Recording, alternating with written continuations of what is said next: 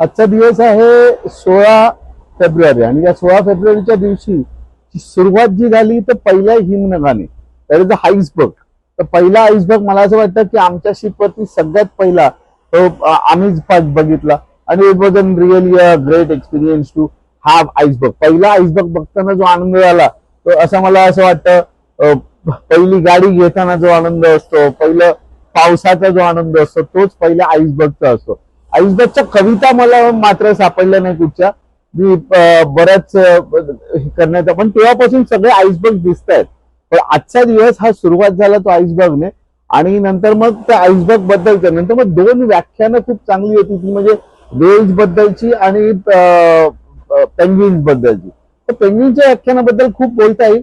पेंग्विन्सचं reproduction हे एक खूप वेगळा विषय आहे आणि हा रिप्रोडक्शनचा विषय हा आयुर्वेदाशी थोडासा जुळणारा आहे. आयुर्वेदामध्ये याची उत्तरं काही आहेत तर त्याच्यामध्ये म्हणजे हा जुळवणारा मी बघितला कारण मला त्यावेळेला ते बघताना आयुर्वेद आठवलं म्हणून.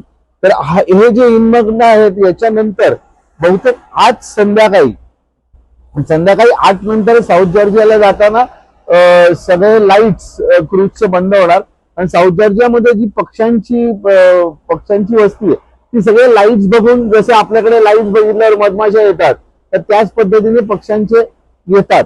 तर त्यामुळे आमचं 8 वाजताचं हे पूर्ण बंद होईल आणि त्यानंतर सकाळपासून एक्सपिडिशन चालू होईल.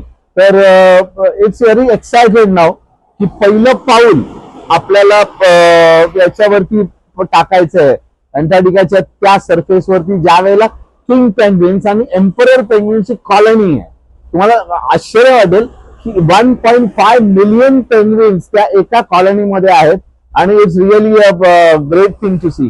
पेंग्विन्सचे जे प्रकार आहेत ते आपण जसे बघू तसे हे होईल.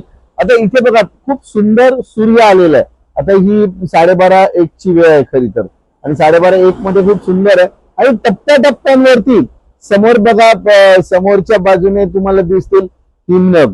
तर हे हिमनग बघा ना कसे आहेत.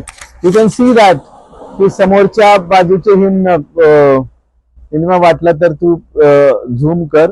तर ते हिमनग आहेत. या हिमनग जो दिसतोय त्याच्यापेक्षा ते 90% खाली आहे आणि शिपला जेव्हा आपण बघतो त्यावेळेला खालच्या बाजूला कॅमेरे आहेत की ज्या वेळेला तो हिमनग दिसेल.